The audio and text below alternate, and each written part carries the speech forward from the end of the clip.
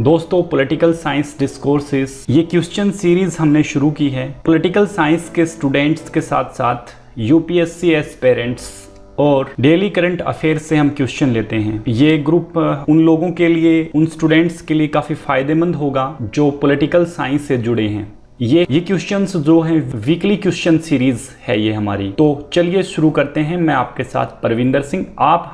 आप मुझे यहाँ कॉन्टेक्ट कर सकते हैं। ये मेरी ईमेल आईडी है और ये मेरा फोन नंबर है। दोस्तों, हमारा पहला क्वेश्चन है, गुट निरपेक्ष आंदोलन की मंत्री स्तरीय बैठक का आयोजन कहाँ किया गया है? दोस्तों, गुट निरपेक्ष आंदोलन नेम, जिसको हम नॉन अलाइनमेंट कहते हैं, नेम की मंत्री स्तरीय बैठक इस बार बेलग्रेड में आयोजित की गई। और जब बेलग्रेड की बात आती है तो बेलग्रेड कैपिटल है सर्बिया की, तो सर्बिया की कैपिटल है बेलग्रेड। और हमारे यहाँ पे एक टर्म यूज हुई, गुट निरपेक्ष आंदोलन नेम। दोस्तों, मैं बता दूं, जब शीत युद्ध अपने पीक पे था तो दो धड़े पूरे विश्व के अंदर बने थे।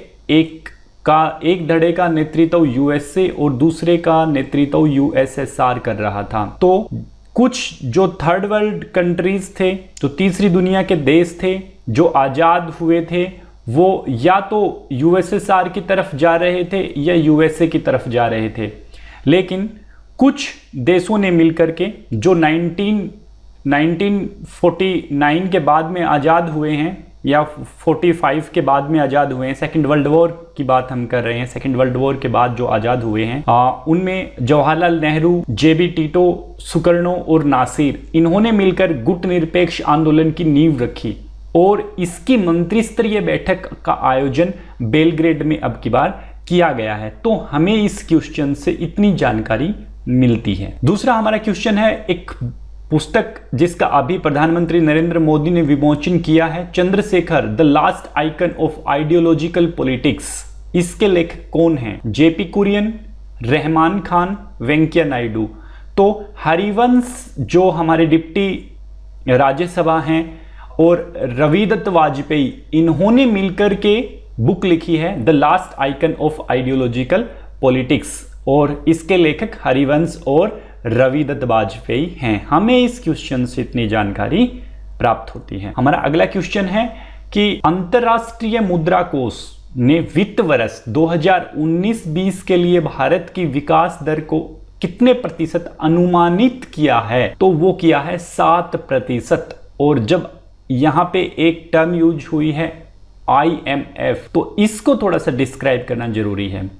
दोस्तों, 1944 के अंदर ब्रिटेन वुड कॉन्फ्रेंस हैम्पशायर के अंदर होती है। तो ये जो ब्रिटेन वुड कॉन्फ्रेंस थी, इससे IMF, IBRD और गेट की स्थापना हुई पूरी दुनिया की इकोनॉमी को चलाने के लिए। और 1929 के ग्रेट डिप्रेशन जैसी बीमारी ना हो उसको सोल्व करने के लिए, उसकी समस्या को सुलझाने के लिए IMF, IBRD और गेट बना। गेट आगे चलकर WTO बनता है और वर्ल्ड बैंक, IBRD आगे चलकर के वर्ल्ड बैंक बनता है। तो हमें इस क्वेश्चन से इतनी जानकारी मिल जाती है। दोस्तों, हमारा अगला क्वेश्चन है, हाल ही में ब्रिटेन के नए प्रधानमंत्री बने हैं बोरिस जॉनसन और ये किस पार्टी से संबंधित हैं?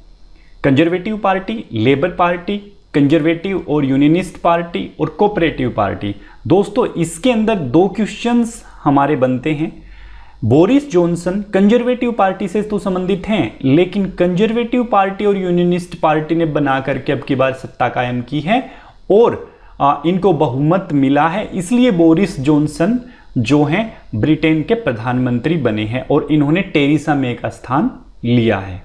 हमें इस क्वेश्चन से इतनी जानकारी मिल जाती है। हमारा अगला क्वेश्चन है, राज्य के विरुद्ध कुछ नहीं, इसके ऊपर कुछ नहीं, इसके आगे कुछ नहीं, ये शब्द किसने कहे? मुसोलिनी, हिटलर, MF हेक और नोजिक। तो ये शब्द जो है मुसोलिनी ने कहे। मुसोलिनी और हिटलर जो है फासिज्म के समर्थक हैं, नाजिज्म की विचारधारा को फॉलो करते हैं। और मुसोलिनी ने इटली में और हिटलर ने जर्मनी के अंदर सत्ता कायम की थी। हमें इस क्वेश्चन से इतनी जानकारी मिल जाती है। हमारा अगला क्वेश्चन है, जॉन स्टुअर्ट मिल अनिच्छुक लोकतंत्रवादी हैं, ये शब्द किसने कहे? ये शब्द C.L. वेपर ने कहे और C.L. वेपर की पुस्तक का नाम है पॉलिटिकल थॉट। तो पॉलिटिकल थॉट के लेखक हैं C.L. वेपर और इन्होंने जॉन स्टुअर्ट मिल को अनिच्छुक लोकतंत्रवादी कहा। होब्स की बुक है लिवियाथन 1951 और ये व्यक्तिवादी विचारक हैं। सेबाइन की बुक का नाम है ए हिस्ट्री ऑफ पॉलिटिकल थॉट। तो इस तरीके से हमें इस क्वेश्चन के बारे में इतनी जानकारी मिल जाती है। भारतीय संविधान वकीलों का संवर्ग है, ये शब्द किसने कहे?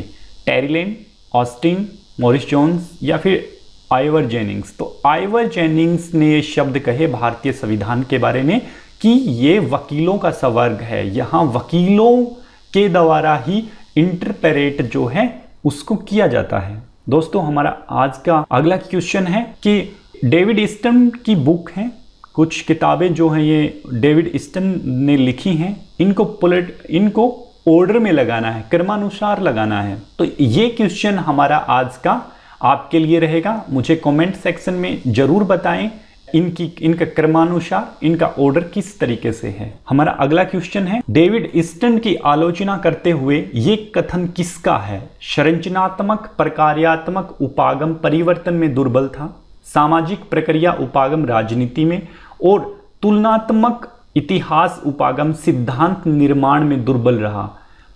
पार्सन, ट्रूमैन या हटिंगटन? हटिंगटन ने इस शब्द कहे कि जो आमंड हैं और जो ईस्टन हैं, इन्होंने वो संरचनात्मक प्रकार्यात्मक उपागम में परिवर्तन जो किया, वो इनका परिवर्तन जो किया इन्होंने वो दुर्बल था। सामाजिक प्रक्रिया उपागम राजनीति में और इतिहास उपागम सिद्धांत निर्माण में दुर्बल था। ये शब्द जो है हटिंगटन ने कहे और हटिंगटन की बुक का नाम है political order in changing society 1968 और इनकी क्लैश ऑफ सिविलाइजेशन से इनको हमें याद रखा जा सकता है।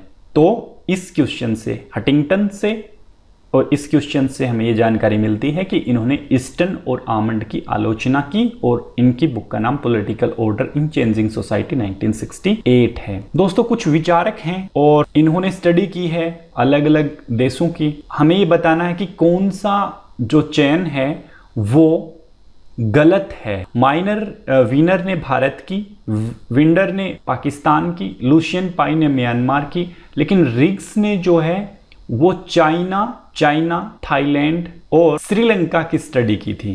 तो इन्होंने, रिग्स ने चाइना, थाईलैंड और श्रीलंका की स्टडी की थी। वीनर ने भारत, विंडर ने पाकिस्तान और लुशियन पाई ने म्यांमार की स्टडी की थी। अगला क्वेश्चन है, कौन विचारक लोक प्रशासन और निजी प्रशासन के मध्य अंतर को मानते हैं?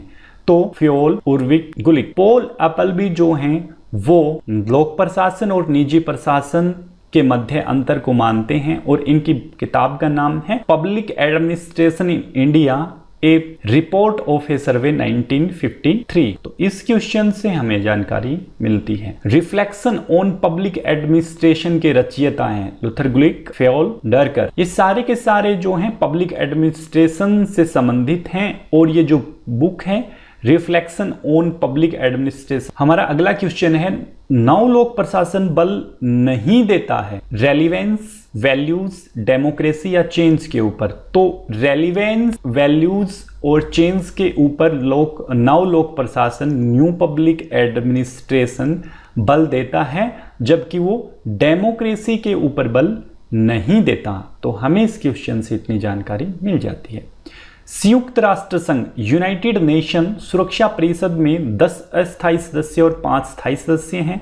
तो उनमें से एफ्रो एशिया देशों को, कितने देशों को शामिल किया जाता है? तो 5 देशों, एफ्रो एशिया के देशों को सुरक्षा परिषद के अस्थायी सदस्य के तौर पर शामिल किया जाता है। और हमारा आज का आखिरी क्वेश्चन है, क्रिटिकल थियरी से संबंधित है कौन सा विचारक जो है वो क्रिटिकल थियरी से संबंधित है? वो है सांड्रा व्हाइटवर्थ, जो हैं वो आलोचनात्मक सिद्धांत से संबंधित है। तो दोस्तों ये हमारी पहली सीरीज थी। हम इस श्रृंखला के अंदर और भी सीरीज लेके आएंगे। वीकली रविवार को ये सीरीज जो है चला करेगी। एक वीक के जो 20 क्वेश्चन हैं वो इसके अंदर शामिल किए जाएंगे। इसका पीडीएफ लिंक मैंने नीचे दिया हुआ है, वहां से आप इसकी पीडीएफ को प्राप्त कर सकते हैं। Thank you.